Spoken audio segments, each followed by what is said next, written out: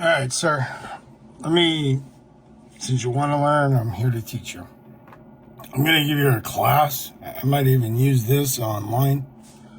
So, if you're hearing this online, I figured I'd share it for everybody. So, when you're building, you have two categories of pumps. You have your high amp pumps, and you have your low amp pumps. Most people will brag about their low amp pumps being amazing because it doesn't take much to wire them. Okay? You still need to supply them, but it doesn't take much to wire a small amp pump.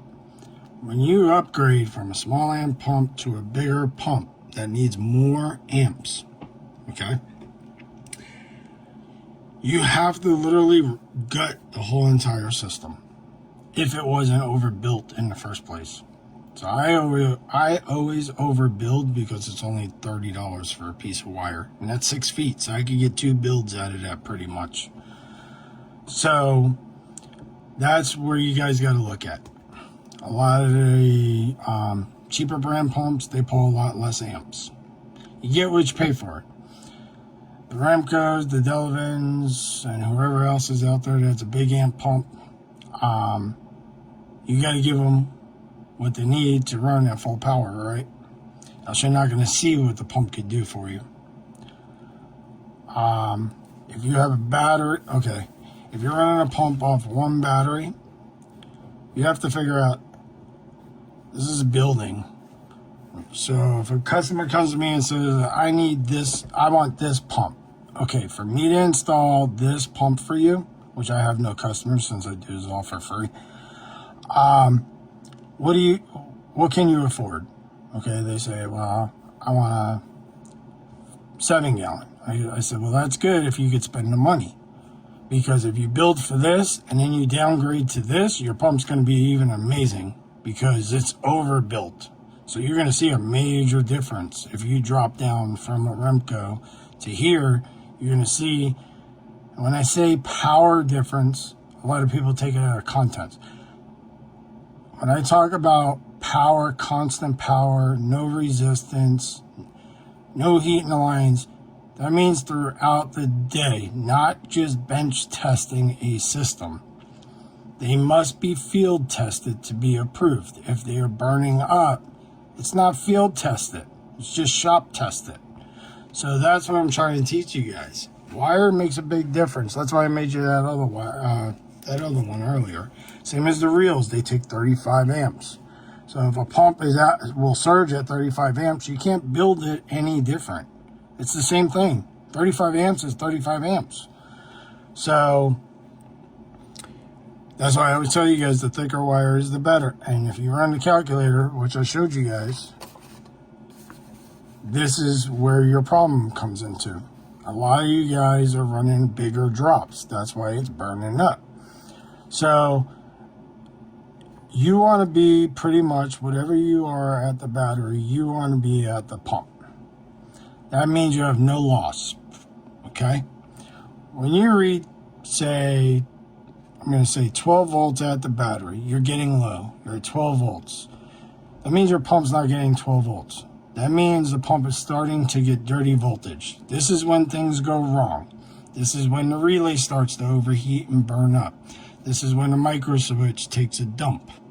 So because they can't handle it from the thin wire that's creating so much resistance, that's why even the computer tells you you need to build bigger. Because this is for something to run all the time, not just for 30 minutes or an hour.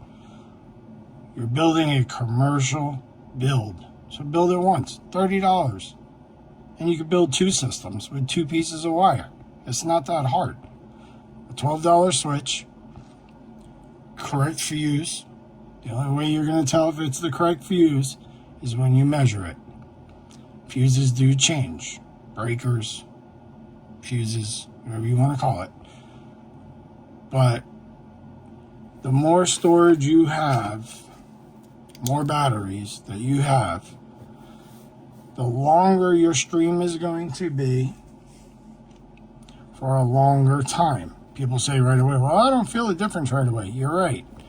Are you busy, or do you do one job a day? You're not going to see the difference if you're just washing one roof a day. You may. It depends on how big the roof is. But this is what I'm talking about. When I talk about, are we building part-time, machines?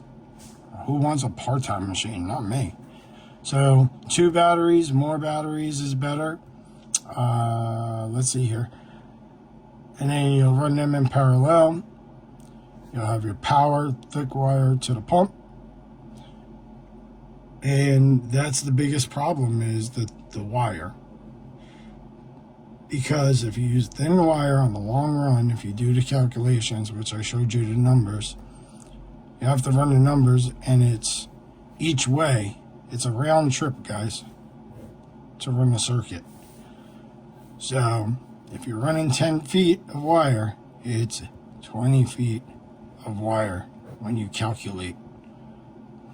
Plus, you want to build 125 to 150 over the surge.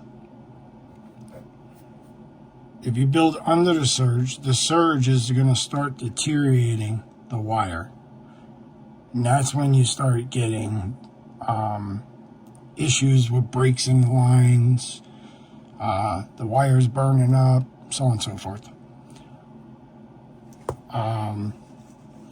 Biggest key, again, I don't know what really more to teach, but you got to have the battery storage. You got to have the thicker lines to cover you coming on and off the gun for the resistance. The wire is, if it's 10 feet, it's 20 feet. It's not 10 feet. We got to build 125 to 150 over the surge, so we're not replacing equipment. If the relays and the micro switches are burning up, it's definitely the electrical side, because if you take the positive and negative off the pump spins. Same on a super pump. The pump's not bad. Everybody said pump bad. Pump's not bad. It was before the pump, the electrical part, the way it's wired.